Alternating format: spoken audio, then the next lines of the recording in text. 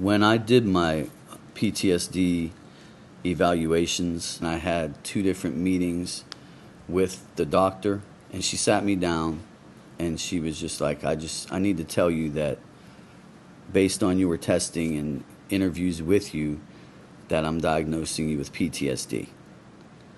And she said it in a way almost like I had cancer, almost like it was a death sentence. I chose to use alcohol as a crutch for years and years and years and years. There is nobody else to blame. Nobody sits in a jail cell with you. So alcohol being the catalyst to many of my troubles, if I would have been able to somehow get help or accept help a long time ago, y'all would never know me.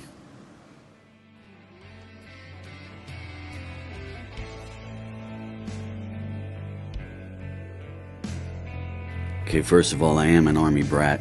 I was born on Fort Hood military base. My father served 2 tours in Vietnam, and it destroyed his and my mother's marriage.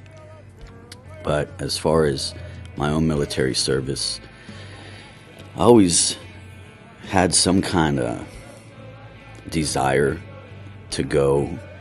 I don't know if it was because I wanted to try to be better than my father was, or if somehow I thought if he would ever meet me that he would be proud of me for going.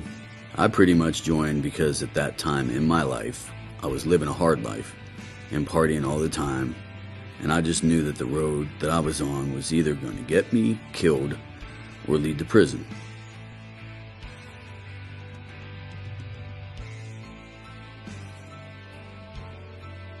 When I enlisted, I signed up for the most dangerous contract that there was. The MOS was 11 Bravo 1 Victor, a Ranger contract. And I figured if I was going to go, I was going to go all out. And my mother could really be proud of what I did and never lose faith in me. She never lost faith in me. I could repay her by serving my country. I started using alcohol in high school. Just, with your friends, you're hanging out, you're partying. But I got over that because I was very much into athletics, and even in college to some degree. But when I got to the service is when it really started to be abuse and drinking more than I wanted to, trying to compete with guys twice my size.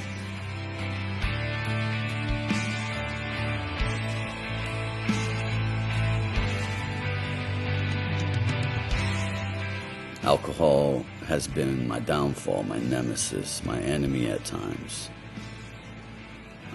All the trouble I've been in my life has been directly related to alcohol. And every time I ever got arrested, alcohol-related trouble, problems, I always said in my mind that this will never happen again.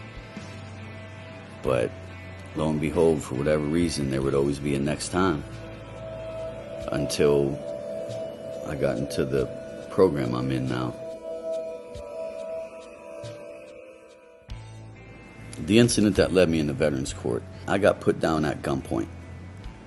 And I can't blame the responding officer for drawing his gun on me because I was covered in blood.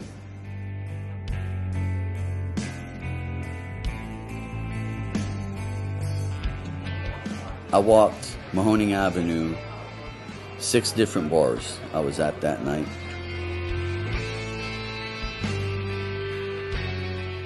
They all 3 ran at me. I was wrestling, fighting, and I ran to where I thought my friend lived, but it ended up being the wrong house, and I was beating on the door. At that point, I was in fear of my life. I thought I wasn't going to make it out of there, so I started punching this guy's windows out. I found out at the hospital that the homeowner almost shot me. That's how it started.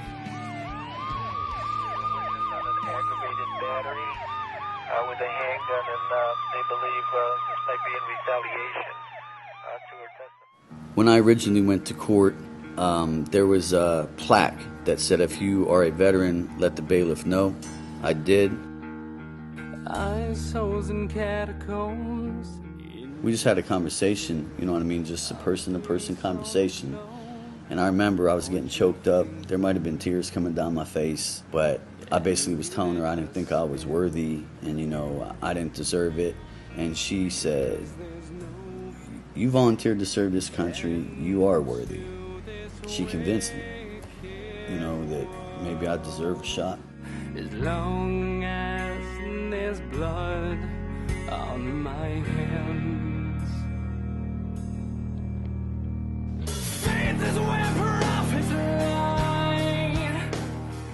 Veterans Court is where I was forced to face my demons in a real sense. I basically had no choice but to take advantage of VA benefits, and I never would have before, that's for sure, because that ego thing was always in my way.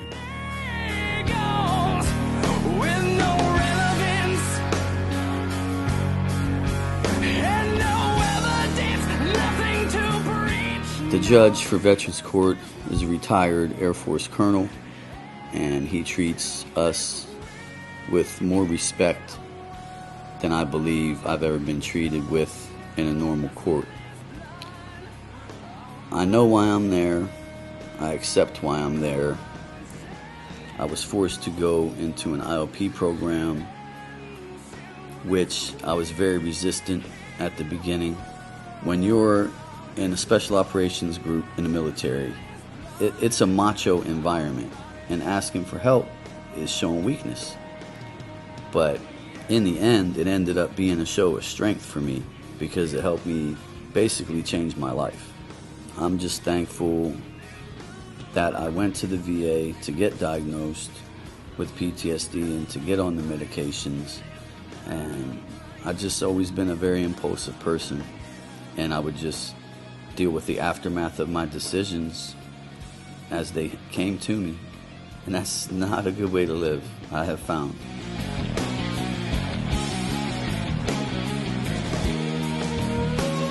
I didn't go there by choice, obviously, but it was a blessing in disguise because it led me to people that I would never have known.